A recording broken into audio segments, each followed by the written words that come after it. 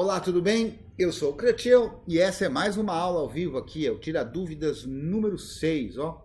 O tempo passa, já é o sétimo, né? Porque você sabe que eu sempre começo contando do zero, né? Porque eu acho que existe um preconceito muito grande com o zero, né? E o zero é um número como outro qualquer, bem legal.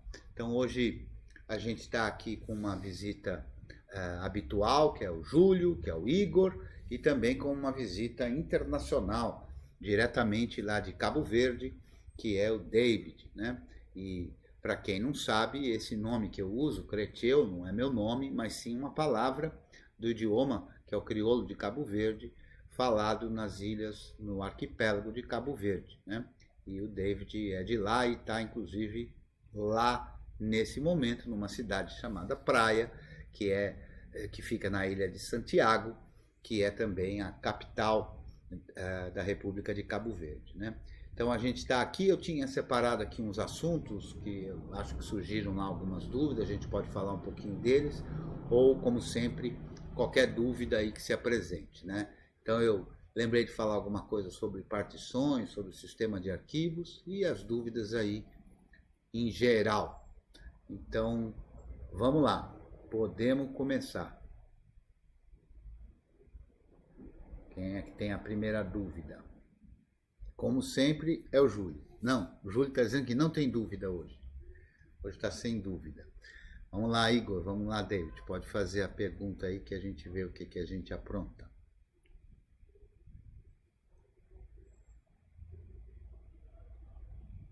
Bom, posso começar aqui. Ô, professor, eu tenho umas dúvidas com relação ao seguinte: as versões do Debian, por exemplo, eu uso aqui no meu notebook a Buster, né? Stable, beleza. E aí eu tenho vontade de trabalhar numa testing, entendeu? Ou numa seed. Então, assim, na prática mesmo, qual seria a diferença da testing para a seed? Eu sei que a teste está mais lá na frente, que ela vai ser já é a bullseye, né? E a seed é anterior. Então, para ter entrado para teste, já tem que passar alguns testes assim na seed, né? Ok, mas assim, na prática, o que seria de um perfil, por exemplo, de uma pessoa, um desenvolvedor de software, mas que também usa algumas ferramentas em geral de computação, de internet, enfim. E o segundo, para complementar, seria assim, ó, no dia a dia, quais são os desafios? Eu sei assim que dá muito mais trabalho do que a Buster, no meu caso. Então, assim, quais os desafios assim do dia a dia? Pô, upgrade todo dia, o que pode trabalhar ali? Um pacote tem que sair ou não? Perde-se, vamos falar assim, gasta-se bastante tempo diariamente nessas modificações e tal, porque assim, ao trabalhar com isso, eu imagino que eu deveria ter uma máquina virtual com stable para ter um ambiente ali para mim desenvolver, e as ferramentas, muitas que eu uso, elas já têm um pré-requisito que é rodar em versões estáveis, né? Bom, enfim, não sei se eu fui claro. Não, foi. Você falou umas coisas que não estão exatamente corretas. Eu estava, enquanto você estava falando, eu estava pegando aqui um slide, que eu vou colocar aqui nos nossos slides. Deixa eu ver o número dele aqui certinho. Acho que eu mostro. Que justamente mostra como é que funcionam as versões do Debian, para ficar bem claro para você e para todos os demais, né? Então, deixa eu pegar aqui o slide, pronto. Tá aqui. Vamos lá para ele. Este aqui. Muito bem. Então, olha só. Como é que funcionam as versões do Debian, né? O Debian tem várias versões, no sentido do estágio de desenvolvimento, né? Então, como é que as coisas funcionam?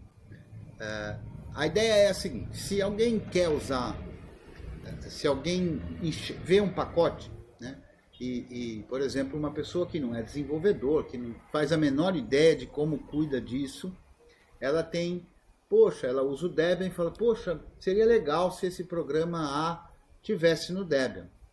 Aí existe um procedimento que é através de um e-mail, ela manda um e-mail que chama Request for Package, requisição de um pacote, que ela fala, olha, poxa, seria muito legal que o programa A tivesse no Debian. Mas ela não faz a menor ideia de como fazer isso. Num outro momento, olhando a lista lá para onde vão esses e-mails, isso se torna um bug no Debian, né? Uma pessoa que está envolvida ou que está querendo se envolver, vê essa informação e fala, puxa, acho que eu vou empacotar esse programa A para o Debian. Aí ele envia um e-mail também que vai alterar esse bug para um negócio chamado ITP, Intended to Package, intenção de empacotar. E aí então, ele através da leitura dos manuais ou de algum curso que ele faça ou coisa parecida, ele começa o processo de tentar empacotar isso para o Debian. E aí ele faz tal e ele quer colocar isso no Debian. Ele completou, ele acha que está tudo certo, ele quer fazer isso no Debian. Aí ele lê na documentação e diz que ele precisa de um sponsor, de um patrocinador, ou seja, de um desenvolvedor do Debian que coloque esse programa para ele no Debian. Então ele manda um e-mail para um desses, pode mandar para a lista de bugs dizendo, olha, eu gostaria de um sponsor para esse meu pacote que eu estou fazendo aqui e tal. Ou mesmo, se ele conhece algum, ou se ele viu algum em algum tutorial, algum vídeo, ele manda um e-mail diretamente para essa pessoa falando sobre isso. Esse desenvolvedor, que ele conhece, ou algum que apareceu lá da lista, responde o e-mail dele, olha o que ele fez e tal, comenta tudo que vai estar errado, porque muito raramente alguém que começa a fazer vai fazer as coisas direito.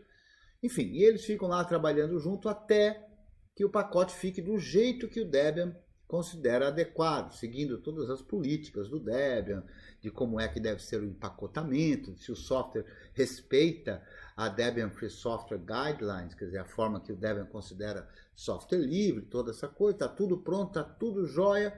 Então esse desenvolvedor sobe o pacote, que a gente chama, coloca o pacote para fazer parte do Debian. Muito bem, feito isso, esse pacote vai então para uma lista que é chamada New. Deixa eu fazer aqui o cursor, uma lista que chama New. Essa lista que chama New, para ver o cursor aqui, está meio transparente, cadê? Ah, está aqui. Pronto, essa lista chamada New, que tem um grupo de desenvolvedores, como esse pacote não era parte do Debian, que vai analisar, vai ver se está tudo ok, se esse programa está ok, se não está ok, se ele respeita mesmo as políticas do Debian ou não, se o programa tem bugs ou não tem bugs, se o programa fere algum tipo de coisa e assim por diante. Feita essa análise, passou tudo bonitinho, ele é aceito, aí ele vem para a distribuição Unstable, que é essa distribuição que tem o nome SID. Né? Então essa distribuição, essa versão da distribuição do Debian é a porta de entrada, é para onde vão todos os pacotes que chegam no Debian. Então ela vai para a versão Unstable. Muito bem. Assim como esse novo pacote que chegou no Unstable, todos os outros pacotes que estão no Unstable, que portanto já fazem parte do Debian, também recebem atualizações. Ou porque mudou alguma política do Debian, ou porque houve um erro qualquer num empacotamento anterior, ou porque tem um bug, e um bug pode ser apenas uma palavra mal escrita numa documentação, ou mesmo porque saiu uma nova versão do programa, né? E aí o empacotador desse pacote, que já está no Unstable, faz as devidas correções ou atualizações e manda de novo para o Unstable. E assim, pacotes novos vão chegando no Unstable. Em condições normais, depois de 5 dias, sozinho, o pacote, através dos robôs do Debian, é copiado da versão Unstable para a versão Testing, o estágio de desenvolvimento, ou ramo, ou branch, como fala em inglês. Então, se não tiver nenhum erro crítico nesse pacote, nenhum erro que impeça a instalação dele, nenhum erro que conflita com outro pacote, ou precise de uma biblioteca que ainda não está disponível, ou se tenha encontrado algum bug de segurança, alguma coisa crítica, ele sozinho, pelos robôs, ele não sai, ele é copiado do Unstable e chega no Testing. Então, quem usa a versão Testing usa pacotes que já passaram um período colocados na versão unstable. Aqui na versão unstable é feita uma porção de outros testes de verificação se compila em todas as arquiteturas que o Debian compila, porque quem faz o pacote não faz um pacote para uma determinada arquitetura de hardware. Na verdade, a construção de um pacote, a elaboração que o empacotador faz, é a criação de uma receita para que esse pacote possa ser compilado, se for o caso de ser compilado, né? Se for Python, se for JavaScript, se for de uma linguagem interpretada, ele não é compilado, mas se for de uma linguagem compilada, como Go, como C, C++, etc., ele precisa ser compilado e ele vai ser compilado para cada uma das arquiteturas do Debian, né? Então, quando o empacotador envia o pacote, ele na verdade envia uma receita para que esse pacote seja construído. Muito bem. Então, construído o pacote, ele acaba chegando no teste. E nesse processo é que são feitas essas várias verificações. Por exemplo, o pacote não compila para uma determinada arquitetura, o pacote faz um outro pacote parar de funcionar, né? Então, se não tem nada disso crítico, o pacote é copiado para o testing e fica disponível para todo mundo que estiver usando testing também. Então, quando você usa testing, você tem uma versão do Debian que já passou por verificações, que já passou por um crivo robotizado, ou eventualmente até um usuário como eu, por exemplo, que usa a versão unstable, né, a versão seed, eu posso ter encontrado um problema, relatado esse bug, então esse bug vai aparecer ali. Se for um bug crítico, ele não chega no teste, né, até que isso seja corrigido. A versão testing, ela tem esse nome, testing, porque é a versão que está sendo preparada com o tempo para se tornar a próxima versão stable.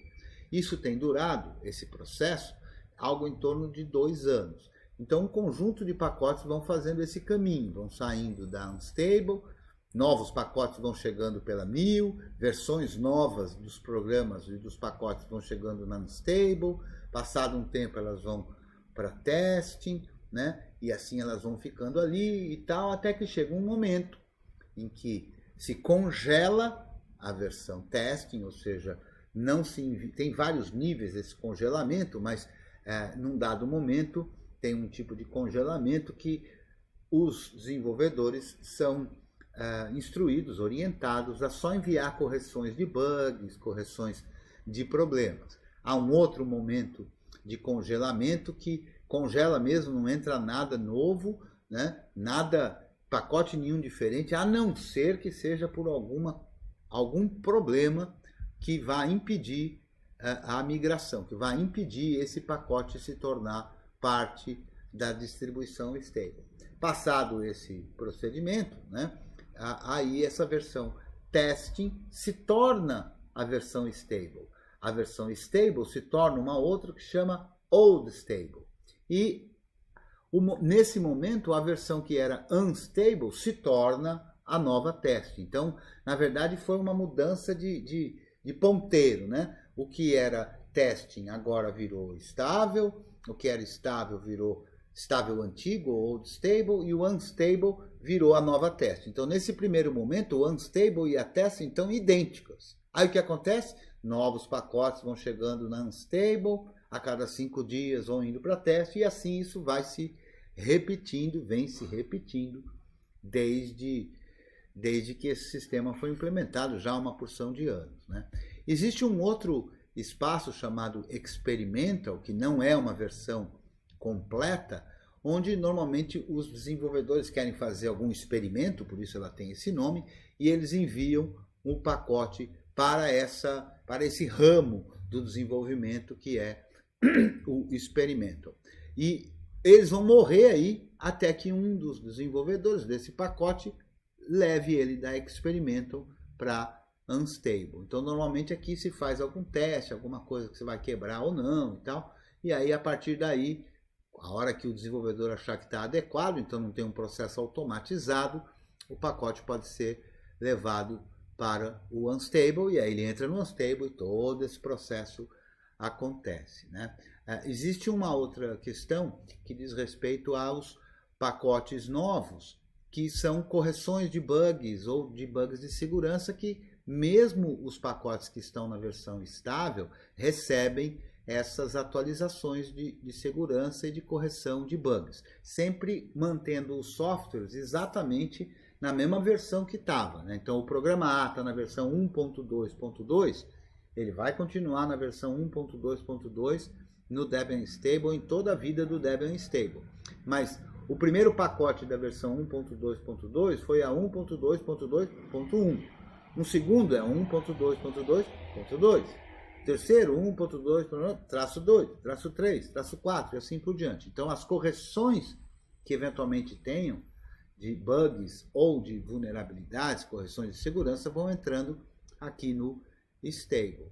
A cada aproximadamente 3 meses, esses pacotes que entraram no stable como correções de bug e correções de segurança são, digamos assim, incorporados à versão stable e sai uma versão stable com um número diferente, né? Então, é o chamado Point Release, que inclusive há menos de uma semana saiu o Point Release 10.7, porque a versão estável do Debian, a versão Buster, atualmente é a versão 10, né? Então, isso vai acumulando até que a nova versão fique pronta, né? E assim se dá o procedimento de todo o desenvolvimento.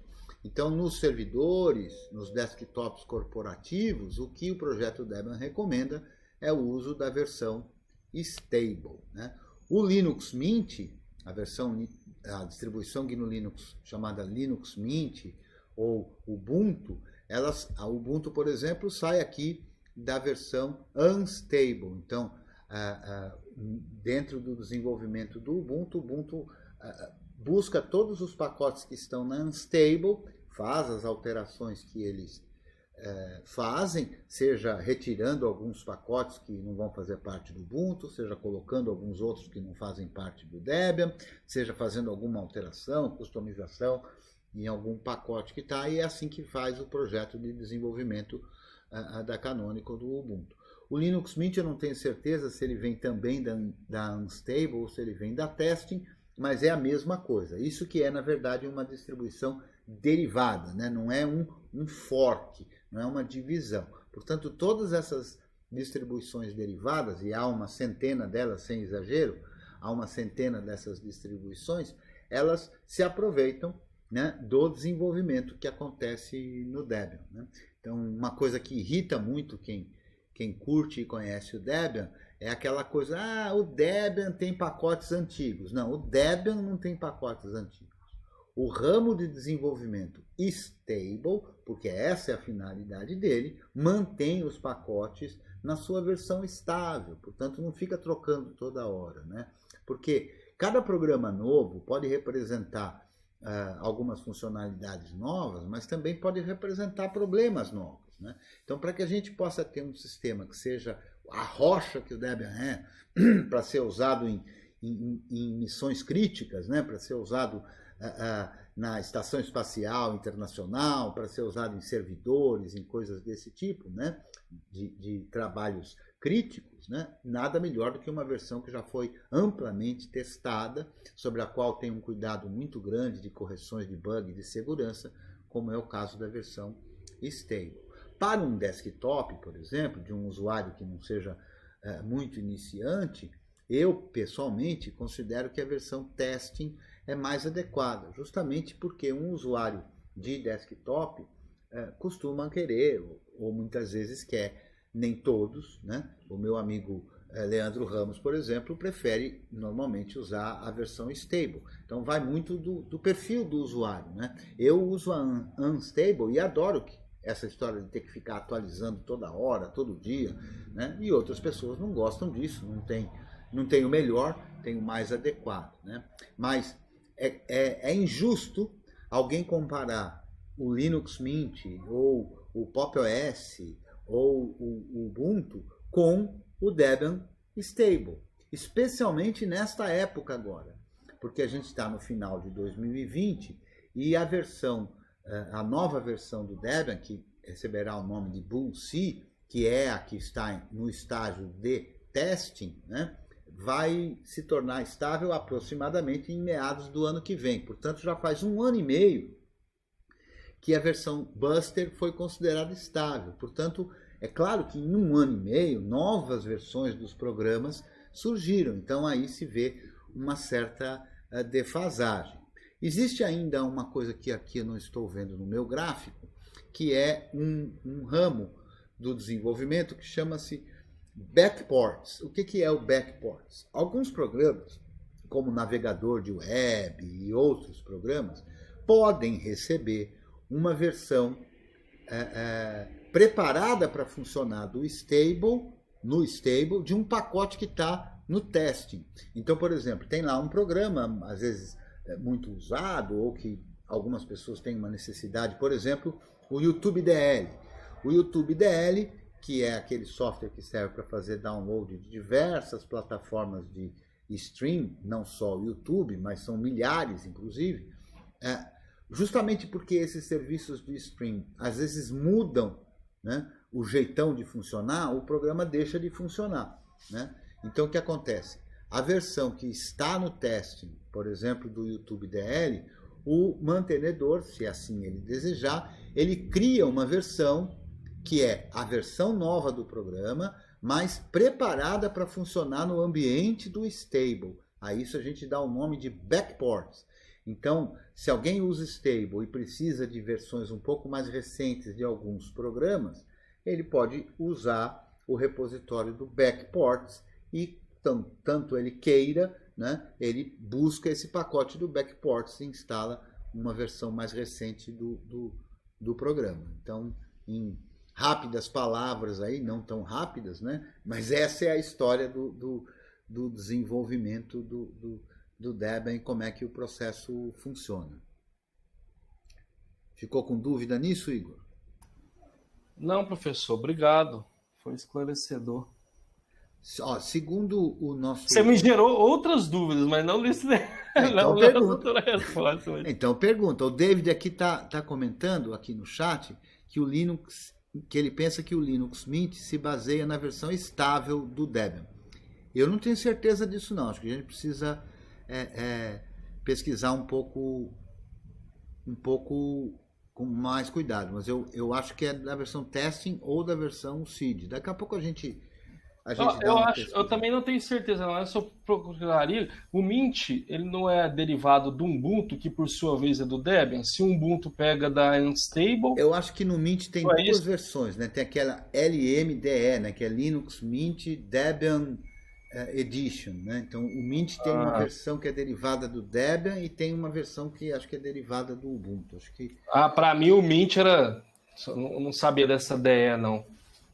Tem essas duas possibilidades de versão, não sei qual que o David usa. Entendi. Uso mesmo aquela versão baseada no Debian. Certo. E é no Debian Stable que você usa. Exato. Tá certo. Então, até justamente os repositórios são do Debian Stable, porque a cada versão do Debian o Linux Mint também, a versão baseada no Debian só renova quando o Debian lança uma nova versão estável. Entendi. Tá certo, então é isso mesmo. Acho que a outra versão, então, que não é a Debian Edition, é que deve ser derivada do seed ou do testing. Muito bem. Exatamente. Aí tem aqui também, gostaria de saber a diferença de apt e aptitude. Foi do David essa pergunta, né? Quando tento instalar pacotes, às vezes somente o aptitude me salva. Olha, eu não tenho essa impressão não, a não ser que você tenha algum problema. Deixa eu dar uma mostrada aqui na história. Eu vou abrir aqui um terminal para a gente ver algumas coisas. Tá dando para ver o terminal aí? Sim, está. Sim. Então tá bom. Então estou aqui no terminal. Eu usava muito o Aptitude, até porque o Aptitude tinha algumas funcionalidades que não estavam disponíveis no apt, mas para quem ainda está no stable, talvez não, mas aqui a versão que a gente tem aqui do apt, ó, se eu fizer aqui um dpkg-l pipe grep apt, deixa eu pegar aqui, vou fazer diferente, apt show apt, apareceu muita coisa aqui, aqui vai aparecer menos. Então, eu estou com a versão do apt, é a versão 2.1.12, né? E essa versão mais recente, a versão 2, não está ainda no Debian Stable, né? E ela trouxe uma porção de coisas, então eu realmente não tenho mais usado o Aptitude. Então é assim, olha, seja apt, seja o Aptitude, seja o dpkg, seja o Synaptics, seja qualquer outra ferramenta que eu tenha esquecido aqui, que faz a manipulação de pacotes, lida exatamente com a mesma base. Fundamentalmente, tudo se resume a um arquivo mágico, que é esse aqui, ó, /var, /lib, /dpkg, /status. Ó. Esse é o coração do apt. É aqui que está, aqui é um arquivo no seguinte formato, né? Tem um conjunto de texto, aí tem uma linha em branco. Aí um outro conjunto de texto e uma linha em branco.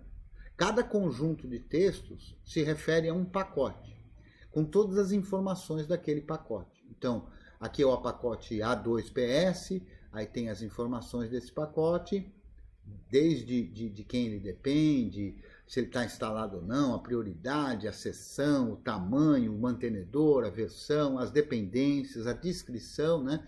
E você vê então que ó, a separação entre um e outro se dá por uma linha em branco. Então, esse é o coração do apt, da base apt, não do programa apt, da base apt, da base de pacotes de um Debian.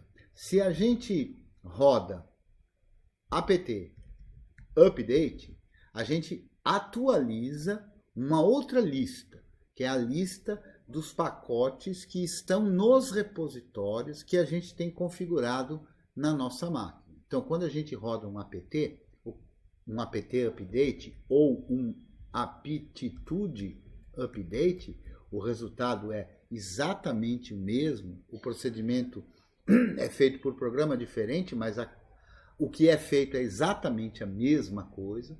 Inclusive, você pode ver que não veio nenhuma novidade aqui, ó, que eu rodei com o Aptitude. Por quê? Porque eu já tinha acabado de rodar com o apt update. O que o Aptitude Update ou o apt update, ou mesmo se você usar o Synaptics e colocar lá para ele atualizar a lista de pacotes, faz? Ele olha um outro arquivinho mágico, que é o etc apt sources.list, que diz quais os repositórios eu estou usando. E também tem um diretório, se a gente quiser colocar algum arquivo lá, que é esse diretório /etc apt sourceslist.d, e aí eu posso ter outros arquivos .list que vão também servir de repositório, né? Eu só tenho o source list. Então, o apt update, o aptitude update ou no Synaptic lá fazer atualização, faz o quê?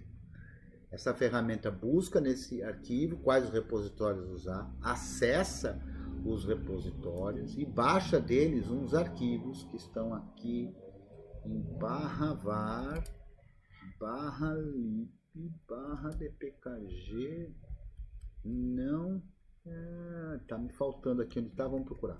Eu sei que está no /var e sei que ele termina com list, então vou fazer find pipe grep list. Não é aqui, não é aqui, não é aqui, não é aqui, não é aqui, não é aqui, não é aqui, não é aqui, não é aqui. Tem um arquivo chamado releases, eu não estou lembrado aqui, está me faltando aqui, deixa eu procurar por -i, release,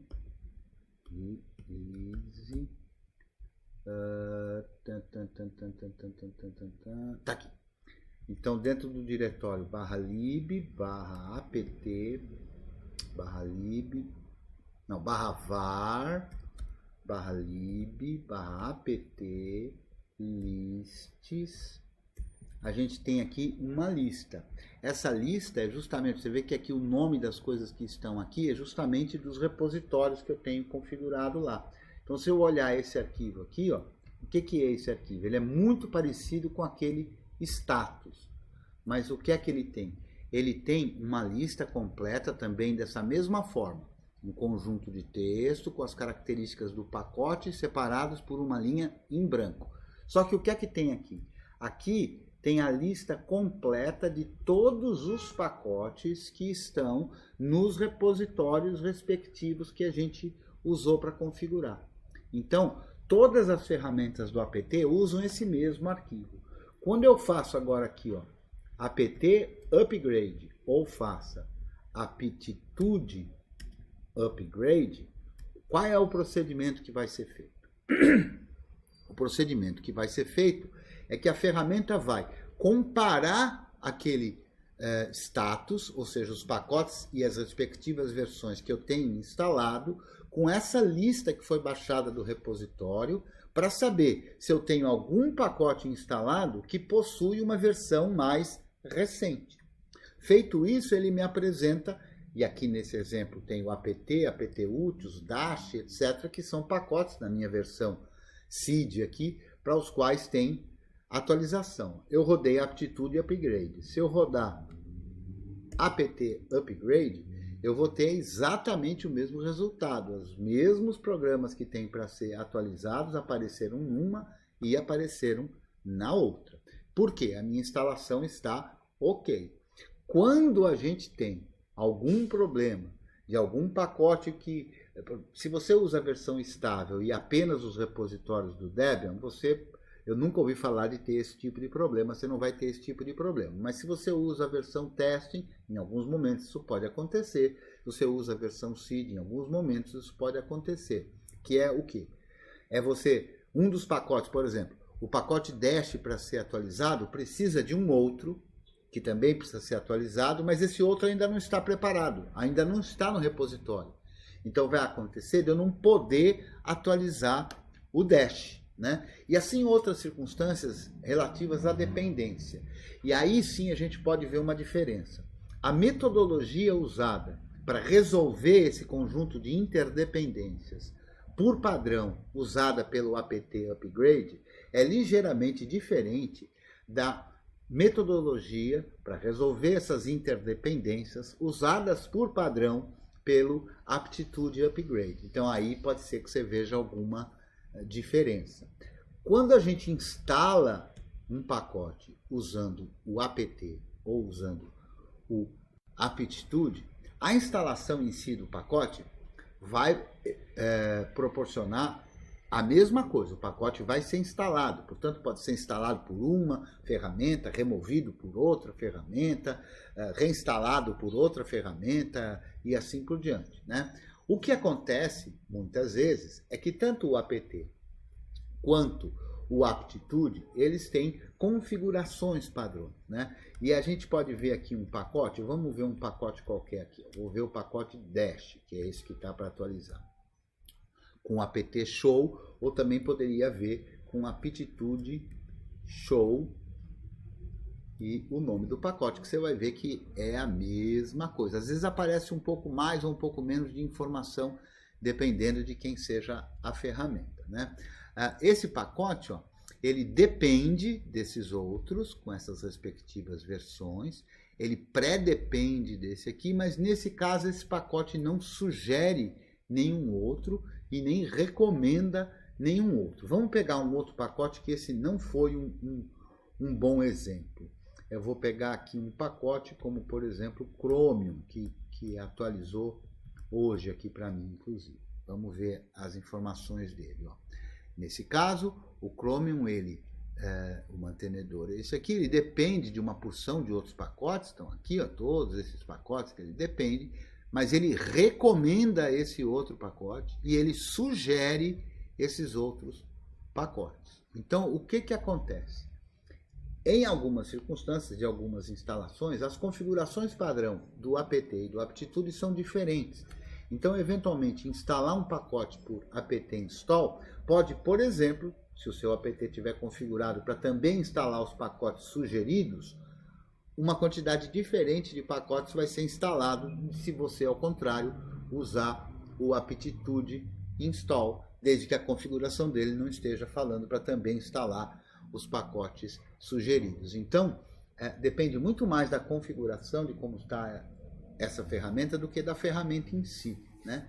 Eu, como falei, já faz um tempo eu não uso mais o Aptitude. Eu usava muito o Aptitude para rodar isso aqui, ó, Purge til C. O que faz o Purge til C? O Purge til C, ele remove todos os pacotes, ele purga, perdão, todos os pacotes que já tenham sido removidos, mas que ainda não foram purgados. Acontece que não tinha isso no apt, mas agora tem. Então, apt purge til C faz exatamente a mesma coisa. Então, eu usava o Aptitude, e aí tem uma história que assim, o Aptitude ele surgiu em um momento diferente do apt, e ele, inclusive, o pessoal dos desenvolvedores brasileiros que estavam lá nessa época, que acompanharam, eu não acompanhei, só ouvi essas histórias, ele surgiu, inclusive, como uma ferramenta só para os desenvolvedores. Mas, no fim, ele acabou se popularizando e virou, durante algum tempo, inclusive, a ferramenta padrão. O Aptitude, inclusive, na última versão estável do Debian, não vem instalado por padrão. Quer dizer, se você faz a instalação básica do sistema, não vem instalado o Aptitude, vem instalado o apt. Mas não é só Aptitude e apt. Tem também, ó, apt-get. E o apt-get faz o quê? A mesma coisa. Então, ó, repara que o que tem aqui para atualizar é a mesma coisa, são os mesmos pacotes, né? Então eu acho que é muito mais uma coisa de conveniência pessoal, de gosto, etc., do que efetivamente da ferramenta. O Aptitude tem uma particularidade ainda que eu não sei usar e não uso, que é uma interface. Então, se você digitar apenas, eu vou digitar de novo aqui para ficar claro o que eu fiz, né? Realmente saiu, sim. Se a gente digita apenas Aptitude, sem passar nenhum parâmetro, ao invés de a gente usar a interface em modo linha de comando do Aptitude, a gente usa uma interface que é uma interface em modo N-curses, como é chamada, né? Que não é uma interface gráfica, né? Mas que mostra e que também permite ter uma forma um pouco diferente de funcionar. Inclusive mostra os mesmos 9 pacotes que eu tenho aqui com possibilidade de atualizar, separados aqui por categorias, né? E assim tem um monte de coisa. A gente pode, usando essa interface, instalar pacotes, remover pacotes, atualizar pacotes, hold, que é dizer, segurar um pacote para que ele não seja atualizado, né? Mantê-lo parado nessa circunstância, e assim, tudo que é tipo de ferramenta tem aqui também no Aptitude com essa interface, né? Que eu nunca me habituei a usar. Então, se você usa essa interface, ela só tem no Aptitude, não tem nem no apt-get, nem no apt, né? Por linha de comando, não tem melhor nem pior, eu prefiro o apt, né? Tem umas diferenças assim muito importantes. Essa aqui, por exemplo, ó, tem o mu aqui, menos v, tem o mu menos vv, tem o mu menos vv, e tem o aptitude mu também aqui, ó, aptitude mu, que é divertido, ó, porque fala que o Aptitude não tem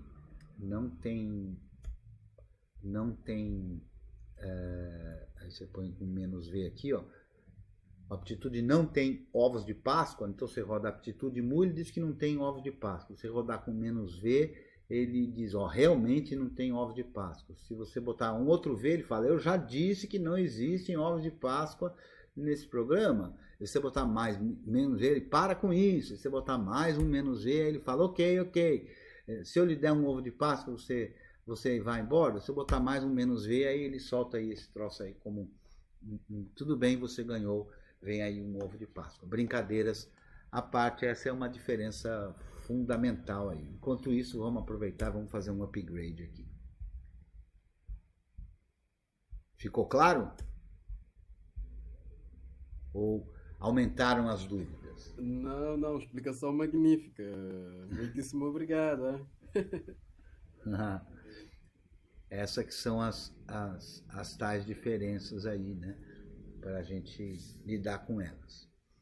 Júlio, hoje vai ficar sem dúvida? Igor, você falou que depois da explicação apareceram outras dúvidas. Manda aí. Ah, sim. É porque é curiosidade, né? Não é dúvida, mas enfim. É, então você recomendou, né, para uma pessoa talvez mais iniciante e que gostaria de trabalhar, né, no conserto, na manutenção assim, de alguns pacotes que frequentemente viram atualizados, é preferível a teste do que a Unstable, ok. Mas aí você Não, não, pera estava. lá. Não ficou claro isso não, eu preciso falar assim. Como é que funciona? Quem vai empacotar para o Debian, quem vai empacotar para o Debian sempre tem uma jaula, né? O que é essa jaula? É um ambiente de desenvolvimento, né? E quem vai empacotar novas versões de pacotes, quem vai empacotar novos programas para fazerem parte do Debian, eu vou compartilhar a tela inteira aqui para mostrar o meu outro terminal aqui, o infinito. Vamos lá no meu outro terminal, onde nem está aqui a minha jaula. Vamos abrir a minha jaula aqui. Na verdade, eu não preciso fazer isso aqui, eu posso fazer no outro terminal mesmo, que fica melhor de ler. Então, eu vou voltar para o infinito, vou voltar para cá, para esse terminal. Eu vou abrir a jaula aqui, que eu achei que ela estava aberta lá, mas não está. Então, eu vou rodar aqui, jaula. Esse ambiente aqui, jaula, o que ele é? Ele é um diretório dentro da minha máquina, seja ela estável, seja ela testing, que tem uma versão do Debian Seed. Então essa jaula a gente chama de jaula Seed. O que é que tem aqui? Ó? Se eu olhar aqui, ó, eu tenho os pacotes do Debian de uma instalação específica para desenvolvimento. É uma instalação bem básica, né, que não tem um monte de programas, mas que tem programas para o desenvolvimento. E é aqui que a gente faz o empacotamento. Por quê? Porque todo novo empacotamento é sempre feito no Seed. Salvo aquele caso que eu falei do backports, aí no backports, quem for desenvolver para o backports tem também uma jaula, só que não uma jaula do Seed, sim uma jaula do backports, para fazer as versões novas de pacotes para o ambiente do Debian estável. Então ele tem uma jaula separada, que é uma jaula do estável, que é o que a gente chama de backports. Agora, quem for desenvolver pacotes novos, seja que para entrar no Debian, seja para arrumar algum tipo de correção, usa uma jaula Seed. Eu tenho aqui alguns pacotes que eu crio nesse diretório PKGs aqui. Então tem vários pacotes, ou que eu criei para mim mesmo, ou que eu criei para aprender, ou porque eu mantenho no Debian e coisas desse tipo, né? Então, aí o que a gente faz nesses pacotes? Esse diretório tem uma versão. Eu vou fazer um exemplo aqui. Vamos supor que eu quisesse empacotar um pacote que é o... Deixa eu ver aqui um pacote para não ser muito grande. O i3, vai. Então eu poderia fazer aqui um diretório chamado i3. Aí eu vou até esse diretório chamado i3, o que é que tem nele? Nada. Agora o que eu vou fazer? O pacote i3 já existe no Debian. Então eu só quero fazer alguma alteração, quero reconstruir ele por algum motivo. Então o que a gente faz? A gente faz um apt source i3. O que faz isso? Esse apt source ele baixa a versão do pacote, mas a versão do pacote fonte, certo?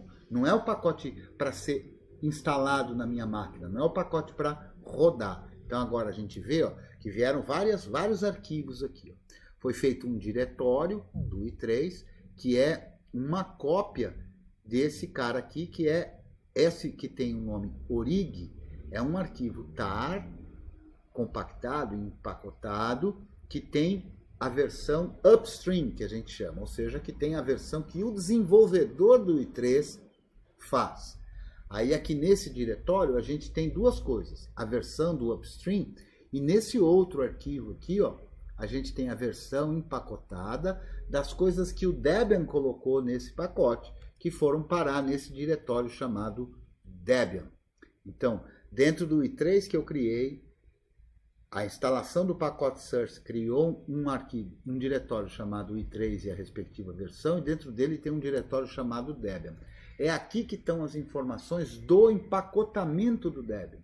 Então, se eu olhar, por exemplo, aqui o arquivo Control, tem aqui as informações do empacotamento, o nome do fonte, em que seção esse pacote está, quem é o mantenedor desse pacote no Debian, de que pacotes esse pacote depende para poder ser construído, qual a versão dos padrões que vai ser utilizado para esse empacotamento, qual é a homepage e assim por diante. A gente vê, inclusive, que tem várias vezes a linha package, porque aqui diz respeito ao pacote fonte e aqui diz respeito aos pacotes binários. Então, quando a gente construir esse pacote, ele vai criar um pacote chamado i3, binário, i3.deb, ele vai criar um outro chamado i3-wm.deb, e assim, só vão ser 2 nesse caso, deixa eu ver, tem mais? Não, nesse caso são só 2, alguns programas vão ter mais pacotes binários, né? Então, quando a gente constrói um pacote, a gente constrói vários pacotes binários, eventualmente, né? Que é o caso aqui do i3. Então, esse é o procedimento de quem empacota. Então, eu, por exemplo, posso olhar aqui o arquivo de changelog. Esse arquivo de changelog mostra justamente as modificações que durante toda a história do pacote dentro do Debian, então o pacote i3 chegou no Debian no dia 20 de março de 2009, né? Esse foi o primeiro empacotamento. E de lá para cá, a gente de baixo para cima, vai vendo todas as alterações, ó, e todas as novas versões do pacote, desde que esse pacote existe no Debian, não na versão seed, desde que ele existe no Debian. Então, a gente tem o histórico de changelog, de alterações do pacote, desde que o pacote chegou no Debian. Então, esse é todo o histórico. Quando a gente faz uma alteração, é justamente esse pacote que a gente modifica, né? E aqui tem vários outros. Por exemplo, esse arquivo chamado rules, que é uma espécie de makefile, que indica como é que esse pacote vai ser construído, compilado e tudo mais, né? Para a criação do pacote, a gente roda um cara que provavelmente aqui não vai rodar, porque vai precisar de algumas dependências, mas vamos testar mesmo assim, que é o dbuild. Essa é uma das formas de empacotamento do Debian, tá? De pacotes para o Debian, não é a única, é a que eu uso. Se eu rodar dbuild aqui, a gente vai acompanhar.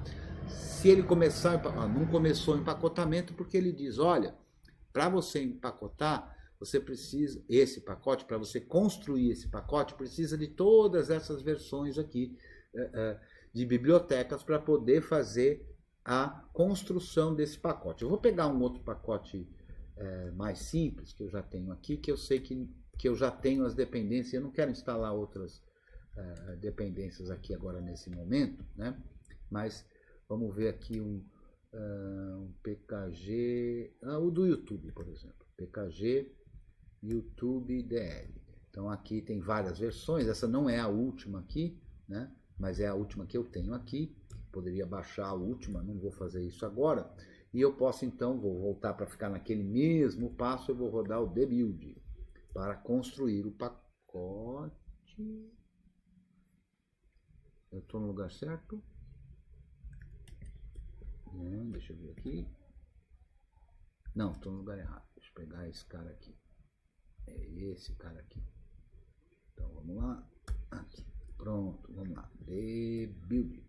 E aí, com esse comando, ele vai fazer a construção do pacote. Nesse caso, se é um pacote feito na linguagem C, que não é o caso, é em Python, ele vai construir o pacote. Então aqui ele não está compilando porque Python não é compilado. Ele está construindo o pacote. Deu problema aqui na construção, pelo que eu estou vendo, né, porque eu já fiz algumas alterações aqui. Mas quando a gente constrói o pacote, aqui nesse diretório vão ser criados os arquivos deb esse aqui, ó, os arquivos deb desse pacote. E é esse pacote deb que a gente que usa uma distribuição Debian ou derivada instala na nossa máquina, né? Então, o desenvolvedor Debian, o empacotador do Debian, ele tem uma jaula, né, um ambiente separado, isolado.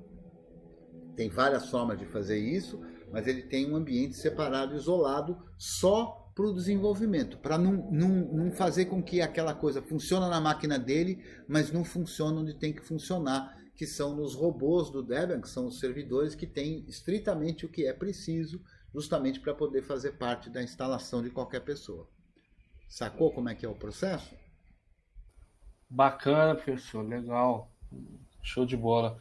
O CH-Root aí atuando como um container e um avô dos containers, né? Isso, Legal. exatamente. É o Massa. CH-Root que funciona. Inclusive, se eu der um Ctrl D aqui, E ó, esse método que você usa aí é o Debian Helper para empacotar? o fato o Deb Helper é sempre usado, mas tem várias formas de fazer essa jaula. Essa que eu uso foi a que eu aprendi, tem outras que usam SBuild, que é uma outra ferramenta, tem umas que usam GBP, que é outra forma, que inclusive é a mais moderna atualmente, tem outras formas de fazer a construção, mas o Deb Helper está aí para ajudar, né? E é para isso que ele serve. Então, ó, quando eu digitei jaula aí, eu na verdade rodo um scriptzinho muito simplinho, né? Que é o jaula, que ele faz o quê? Justamente isso, tá vendo? Ele monta esses diretórios aqui por bind e ele monta e se agarruta a jaula, tá vendo?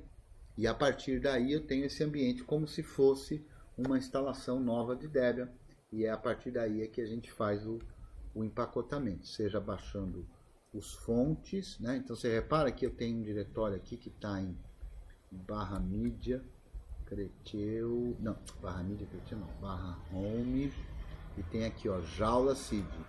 Então agora eu não estou se agarrotado, eu tenho os diretórios aqui, tá vendo? Então aquele diretório lá, ó, que eu pus o pacote lá, ó, o i3, ó, ele aparece aqui, ó, e, né, CD, PKGs, CD, e onde foi que eu coloquei? Eu já apaguei? Não, não coloquei não, estava em outro diretório, deixa eu ver aqui. Oxi, onde eu pus ele? Find, pipe, grep, i3. Tá. Oxi. Jaula. Essa é a cópia da minha jaula? Não sei o que eu fiz aqui, onde foi que eu coloquei as coisas. Eu acho que essa aqui é a cópia da minha jaula, ou nem fiz no PKG, deixa eu ver. ls-lr. Não sei o que eu aprontei aqui, não. Acho que essa aqui é a minha cópia, não é a minha jaula mesmo. Mas enfim, quando a gente instala dentro da jaula, ele instala nesse diretório aqui, né? Então essa forma de fazer com CH-Root é uma das formas possíveis de fazer a criação dos pacotes novos, e quem quer colaborar com o Debian fazendo empacotamento, justamente vai trabalhar num desses ambientes aí, baixando os pacotes fonte do Debian quando for um pacote que já está no Debian, né? Existe uma das ferramentas que chama-se que é do DH Helper, que é o DH Make, que faz um processo que a gente chama de debianização, quer dizer, eu pego o código fonte do upstream, do criador do programa, e aí eu vou montar uma estrutura para ficar no formato do Debian. A isso a gente chama de debianização, né? E esse processo, quem quer colocar um pacote que não faz parte do Debian para fazer parte do Debian vai, dentre outras coisas, fazer essa tal debianização. Quem explica isso muito bem, com todos os detalhes e tudo, é o curso que o professor João Heriberto Mota Filho disponibiliza pelo YouTube. Não sei se você já viu, Igor. Se você quiser aprender efetivamente como é que faz empacotamento, eu ultra recomendo você acompanhar o curso. Tem um bocado de hora lá. A primeira parte lá, acho que são 15 horas de vídeo, depois tem umas partes mais recentes, com algumas formas diferentes de fazer o empacotamento, mais modernas, usando Git, usando GPP, GDP, que são mais adequadas para os dias de hoje, né? Então tem todo lá esse material, é bem legal, né? Você não participou da maratona não, né, Igor? Não, então, respondendo a pergunta, não participei. Quando eu conheci o canal do Debian Brasil, foi na semana que estava acontecendo, estava iniciando aquele evento de um mês lá, que foi sensacional, na minha opinião. E aí eu não participei e já tinha passado uma semana, a primeira semana do empacotamento. Entretanto, acompanho algumas lives, também já admiro o trabalho do professor Heriberto, também vem fazendo, e confesso que assisti só a primeira aula do empacotamento, mas eu tenho interesse, então estou me organizando para entender mais sobre o assunto, entendeu? E, de fato, colocar a mão na massa, assim, e um pacote órfão. É Entendi. isso. Ah, é legal isso, é bem bacana participar desse.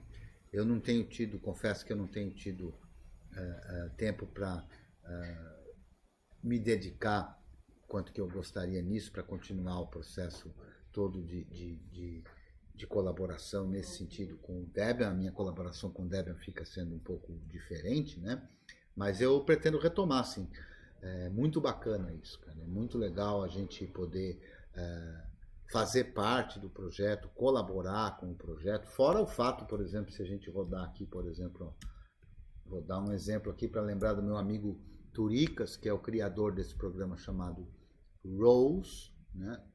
E que qualquer um que tiver um Debian aí que rodar isso aí vai ver que quem colocou esse pacote no Debian fui eu, né? Com muito orgulho, né?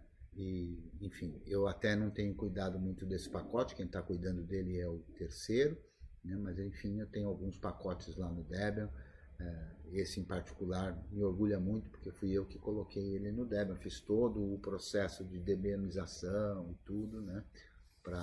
Então é muito bacana a gente ter a história do Debian registrado com o nosso nome e a gente saber que colaborou, né?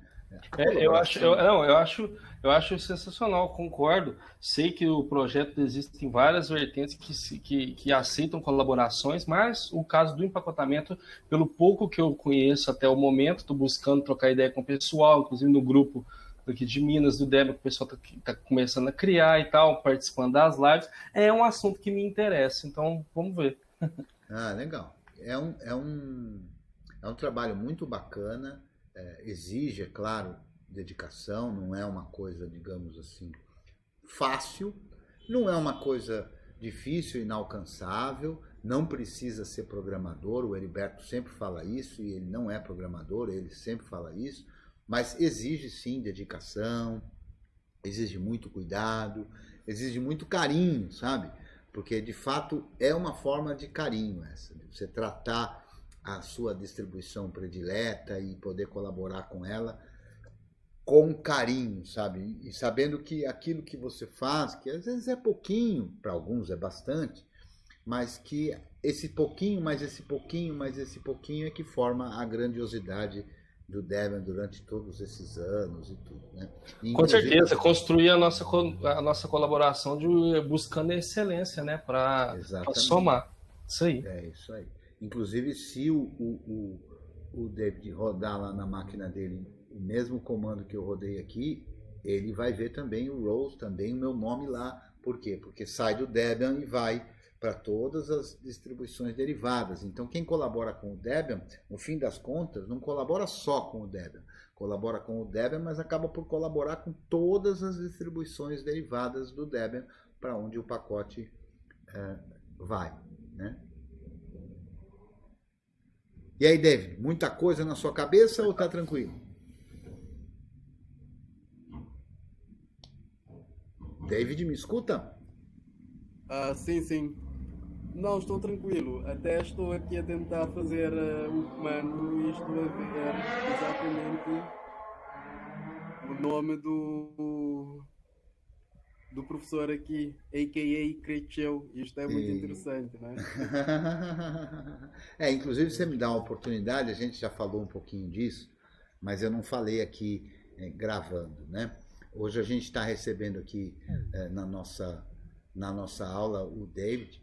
O David é um aluno lá que acompanha, enfim, os vídeos e que é de Cabo Verde, né? Cabo Verde é a região na qual vem aí o meu nome, Creteu, né? Apelido Creteu, é justamente uma homenagem a Cabo Verde. Creteu é uma palavra da língua falada em Cabo Verde, o crioulo de Cabo Verde. E eu chamei ele aqui, na verdade, não para aula, mas para a gente bater um papo em crioulo, que fazia tempo que eu não falava em crioulo, né? E David, pedido uma coisa, não queria saber se botar fazer isso. Se botar divulgar para todo possível amigo lá da Cabo Verde, para eles bem ali na canal, para eles olhar que é jaula, e se vou conseguir que esses amigos de Bossa, eles dão uns like lá, eles mandam uns comentários que eles olhar esse vídeo, te vai fazer um vídeo só na crioulo. Se eles mandarem esses comentários, o que é que botou o Tiago?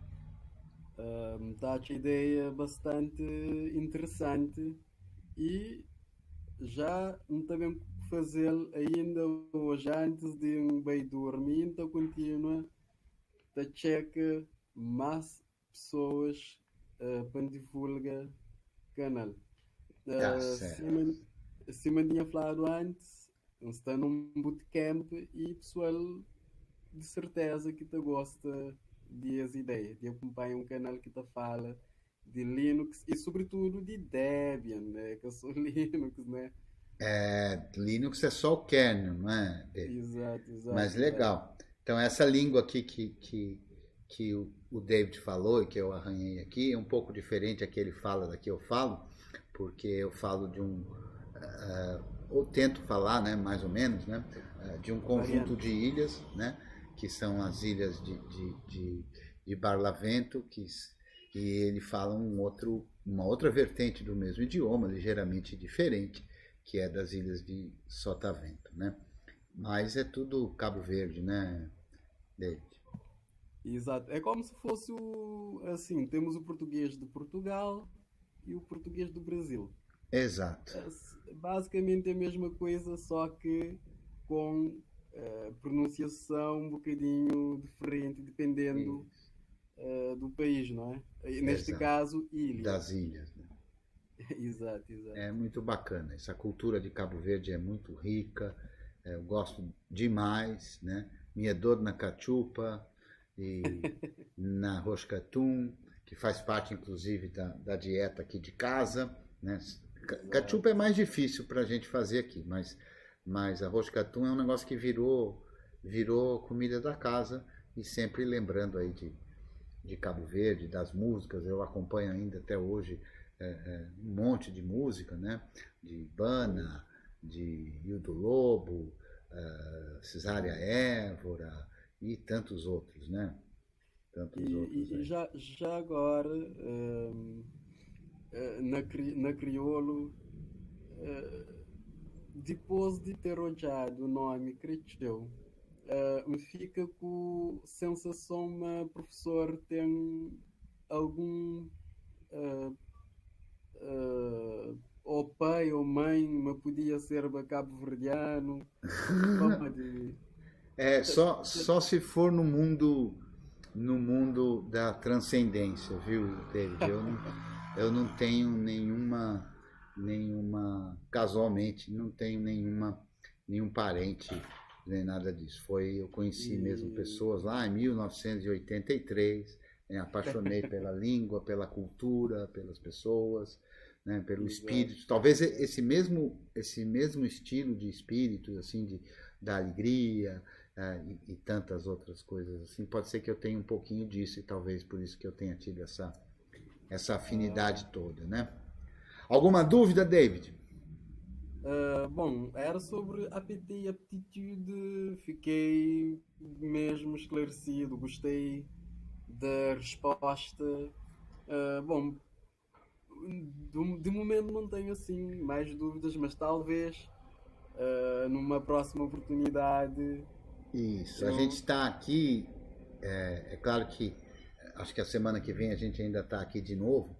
E vamos passar Uhum, um período aí do final do ano sem gravar as aulas, né? Mas a gente sempre grava as aulas toda quinta-feira, né?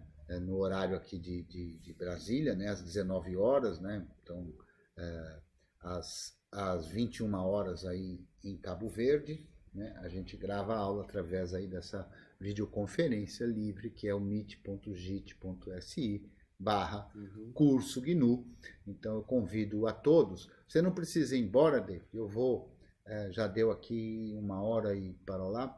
Eu vou Sim, encerrar sim. hoje, mas a gente continua no papo aqui, tá bom? Ok, Então, ok.